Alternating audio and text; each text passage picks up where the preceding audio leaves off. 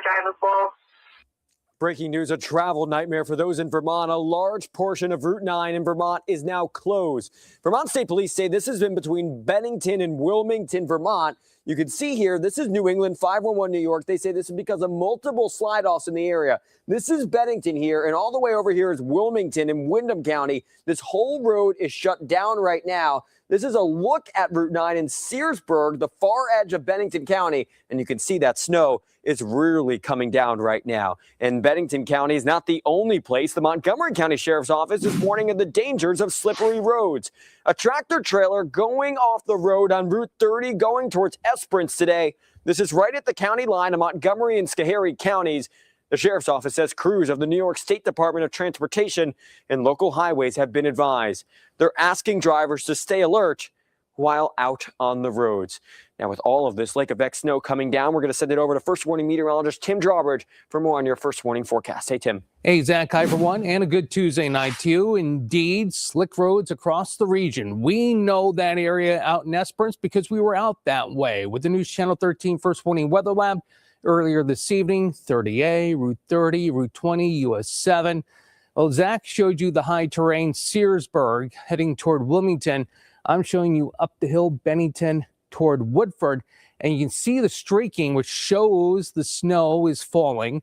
You can see that the road has been driven on, and needless to say, this band of snow that moved northbound will also continue to move back to the south. Hit the wrong button. I want to show you a couple of other cameras here in the system. Live view from St. Mary's Hospital, the business district in Amsterdam. You can see the intensity of the snow. And again, the band that moved north is now moving back across Amsterdam and going to track towards Schenectady County. It was an intense band of snow that moved through and quickly produced a half-inch of snow that is now settled back to the south of Saratoga. Let's make our way over towards SPAC. And you can see the wind picking up here with some blowing and drifting. That's the other thing. The wind picking up the intensity of the snow. So needless to say, the visibility can drop like a rock. You can see off the distance, the snow continues to fall just north of Bennington and 21. This is the south side of Saratoga Lake with that band that moved to the north, continuing to come back toward the south side and 9P. All right, here is the First Warning Live Doppler radar out wide to show you the one band here, Fulton Montgomery County line, extending right across Malta over toward Eagle Bridge and just north of downtown Bennington. The most intense part of the band right now out just coming into Galway and continuing to settle down in towards Schaghticoke. So those of you watching from Bennington, from Eagle Bridge, just north of Hoosick Falls, out just south of Cambridge, that'll continue to track southeastward. Travel along the Northway. This is maybe 5 miles from about exit 13 down to exit 12, tracking over into Stillwater. That will get down into Mechanicville. And this action will continue to track southeastward as well, getting back into Mariahville and getting back into downtown Schenectady. All right, let's go ahead and look at what's going on temperature-wise. Then we'll jump ahead to the forecast. 18 at Edinburgh, 24 at Castleton, mid-teens at Tannersville to mid-20s at Sheffield. Back to the north, lower teens in the Adirondacks, the Double Deuce as you make way into downtown Glens Falls. All right, here's your forecast as we head through the next couple of days. Again, starting with the hour-by-hour for tonight as the band recedes back to the west, but keep note of tomorrow night. A ton of things going on and a ton of plans as a Clipper system tracks this way. Could be an intense band of snow for everyone. Midnight, 2 a.m. coming in from the north and west. Please keep that in mind as 2026 comes into play. Down to 18 tonight. Tomorrow's high back into the mid-20s. Check that, the upper 20s. Extended forecast shows New Year's Day. A few flurries, 22. And then it's partly sunny, a bit breezy, and chilly into the first full weekend of 2026. Zach? All right, Tim, thank you. We're going to turn to some breaking news right now. Troy police raided a home in Lansingburg tonight. This was the scene earlier on 6th Avenue around 7:30 p.m. Police say this was a planned search warrant for an ongoing investigation. While Troy police did not release any information on what they were looking for here, we're told detectives are currently reviewing evidence and conducting interviews. You can see police swarming the scene. Police say they'll release more information once their investigation is completed. Tonight, we have now learned the name of the man accused in stealing a Schoharie County Sheriff's Officer patrol car. 36-year-old James Phillip of Central Bridge was arraigned in court tonight and is now facing several charges across 3 different jurisdictions across the county. Benny Najai was in the courtroom earlier and brings us the latest on the charges and the investigation. Benny, good evening. It was a hectic day for the Schoharie County Sheriff's Office after one of its patrol vehicles was stolen. The man accused in the case, James Phillips, has pleaded not guilty to all the charges and will have to answer for his alleged actions. Anything to say about your arrest? James Phillips declined to speak as he was escorted into the courtroom Tuesday night. The 36-year-old is facing a series of charges including grand larceny, assault, burglary, and reckless endangerment. The charges stem from 3 different jurisdictions, the towns of Schoharie, Esperance, and Middleburg. My car is missing out of the driveway that we just cleared the house in. It was locked. I don't know if they broke the window and got in, but they just took it. Investigators say Phillips stole a sheriff's patrol vehicle early Tuesday, which eventually crashed into 2 other vehicles near the intersection of Schoharie Hill Road and Wetzel Hollow Road. We now have a second stolen vehicle. The sheriff's office says the incident began with a call around 5:30 Tuesday morning for a stolen vehicle in Central Bridge, which later led to the discovery of another stolen vehicle. NewsChannel 13 has not confirmed whether Phillips is connected to the other vehicles reported stolen in the area. In the meantime, Phillips has been remanded to the Schoharie County Jail. He is scheduled to appear in 3 separate preliminary hearings, 2 set for Friday and 1 for next Monday. In Schoharie, Benny Nazai, News Channel 13. Tonight, Benny, thank you. We're following developing news. Albany defense attorney Jasper Mills is now facing charges. As we first told you earlier today, live at 4, Mills is accused of sharing a confidential witness information in a homicide trial. This which ultimately led to a witness being threatened and attacked in a federal prison. New York State Attorney General Letitia James says the trial was for January 2021, the gang-related murder of 32-year-old Shanita Thomas. The AG's office says the witness name was shared on social media through text message and by hard copy, something that was strictly prohibited. Mills is charged with criminal contempt, intimidating a witness, and tampering with a witness. If convicted here, he faces up to 25 years in jail. A Boston man is now facing charges. We're told Richard Marcella is accused of stabbing his neighbor in the arm and hand with a knife. The attack happened on Friday, December 26th at around 10:30 that night. The victim was taken to Saratoga Hospital for treatment on the stab wounds and is expected to survive. The 61-year-old man you see here is now charged with assault and criminal possession of a weapon. 2 people remain behind bars for allegedly having a gun. New York State police say Kelsey Johnson and Nathan Moore were stopped Monday night on 4th Avenue in Albany for a traffic violation. During the investigation, troopers say they found a loaded handgun in the vehicle. Johnson is charged with criminal possession of a weapon and vehicle and traffic law violations, while Moore is charged with criminal possession of a weapon. We're continuing to follow the demolition of one of Albany's biggest eyesores, the Central Warehouse. Albany County Executive Dan McCoy says this won't be quick. The process will take well into 2027. Right now, the first floor is wrapped in what looks like white plastic. We're told that that's the first step in preparing to take down the nearly 100-year-old building. If you've driven by it and wondered why can't they just tear it down or even blow it up, well, McCoy explained this earlier. It's like a math equation. You got to figure out the variable, right? So the building is so thick. The walls, it was made for refrigeration back in the day when you didn't have mass refrigerations. So it's the walls, the thickness of the walls, the asbestos in there, the hazards. So we got to make sure that's all taken care of. But because the tracks are there, we have to work around their schedule, their timing, and we can't blow it up.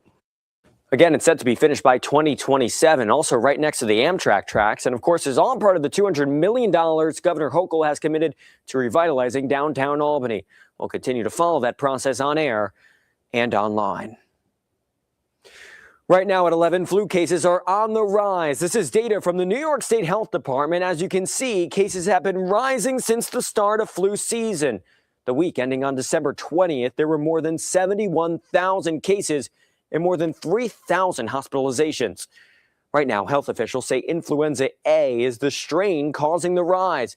This strain is highly contagious, and if not treated, you can end up in the hospital. This as more folks plan to gather to ring in the new year. New York State Health Commissioner James McDonald says it's important to stay safe. But when we spread our love and our cheer, we also spread our germs. That's why another good safety tip is if you're sick, postpone your visit until you're well.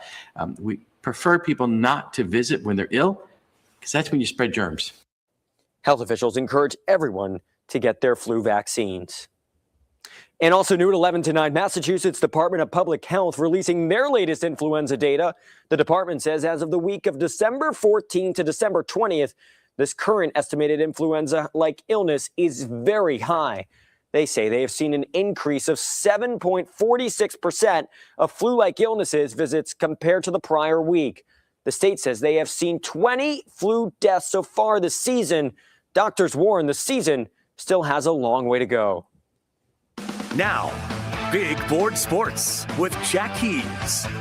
Good evening, Albany men's basketball closing out non-conference play with its toughest test of the year so far. We kick it down south. Great Danes taking on the South Carolina Gamecocks of the SEC. Opening minutes, not the start UA wanted. Michi Johnson pulling from NBA range, and he connects. Gamecocks are able to open up a 22-8 lead thanks to a 14-0 run.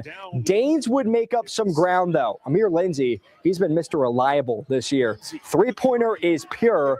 Few possessions later now, Okechukwu Okeke clean up on aisle 2. Rebound and the big-time flush to pull UA back within 6. Johnson not playing around tonight, though. Another deep one. You betcha. South Carolina up 15 at the break, and a similar trend in the second half. Eli Ellis gets a clean look, nails it. Lindsey goes for a game-high 18 in this one, but South Carolina just a class above tonight. Gamecocks win 96-67. America East play starts Saturday for UAlbany against UMass Lowell. Now, it was also a major day for the UA basketball program in regards to roster management as guard Will Richardson was released from the program earlier this afternoon. A statement from the university reads, "The University at Albany Department of Athletics has released Will Richardson from the men's basketball program. The decision was made with careful consideration after information was received through an NCAA investigation, which raised eligibility issues stemming from events that occurred prior to his enrollment at UAlbany. The university and athletic department had no prior knowledge of these events. Now, Richardson transferred from Fordham after spending 3 years with the Rams and had not played this season. We'll keep you updated on this story as we learn more information. Some disturbing news out of the NFL as Patriots star wide receiver Stephon Diggs is facing strangulation and assault allegations. According to Massachusetts court records, 32-year-old Diggs is accused of attacking a private chef on December 2nd during a dispute about money. The football player's attorney says Diggs, quote, categorically denies these allegations. In a statement, the New England Patriots say they are aware of the accusations against Diggs and, quote, support him. The NFL says it is aware of the matter, but no official statement has been offered by the organization. Court records show Diggs is set to be arraigned January 23rd, 2 days before the AFC Championship game. High school hoops were full steam ahead today despite the inclement conditions, and I was over at Niskayuna checking out a big-time suburban council matchup. Niski taking on Colony, packed house on hand to see the action, and this one would go down to the wire. Colony up 1 to start the second half. Niski's Josh Harrow gets the feed down low. Count it and 1. He puts his team up. Bryce Asanison back the other way says, don't give me that much space. Colony back up 1 now, but this kid right here can ball. Number 30, Brady Olson, talking to some people today, saying watch out for him this year. Great two-way player. And you're going to see him making it happen with the steal in transition. And then the sweet move you're going to see here. Niski goes up by 5. Colony pushing the floor now. Asanison up ahead to Ramel Bodden. And watch this move. Spin move. Nice. Colony keeping things very interesting to take down a Niski team that hadn't lost in the Suburban entering the day. But that will remain true heading into the new year. Niskayuna winners over Colony, a tight one, 57-55. All right, that does it for Big Board Sports. Zach, back to you. All right, Jack, thanks so much. Tim, one last check at the forecast here. For Sporting Live Doppler radar, concerned if you have travel northbound Route 50 out of Schenectady or from Ballston Spa. In fact, it's into Ballston Spa now. Up and down the Northway, too. That area around Malta, west of Boston Spa out toward Rock City Falls over toward Easton is maybe 5 miles wide, and it's sinking back to the south and east. It's going to produce another coating. Check that ½ inch, maybe an inch of snow in portions of southern Saratoga County into northern Rensselaer County, and the stuff that's coming into Half Moon, Fisher Ferry, back towards Schenectady, doing the same. Forecast for tonight, we'll continue to keep an eye on the radar with the snow showers and flurries, the opportunity for still a squall, maybe 2. Tomorrow, we'll look for a lot of the action west of I-87 until tomorrow night with a clipper system moving through. If you got New Year's plans this time tomorrow night, and pretty much we all do, keep an eye on the radar if you have any traveling to do, as a clipper system will produce very low visibility, again, midnight, 2 a.m. in the morning. All right, Tim, thanks so much. We are back on News Channel 13 tomorrow at 5 a.m. for News Channel 13 Today with all the updates from Vermont and as the snow moves through. But for now, have a good night. Thanks for joining us.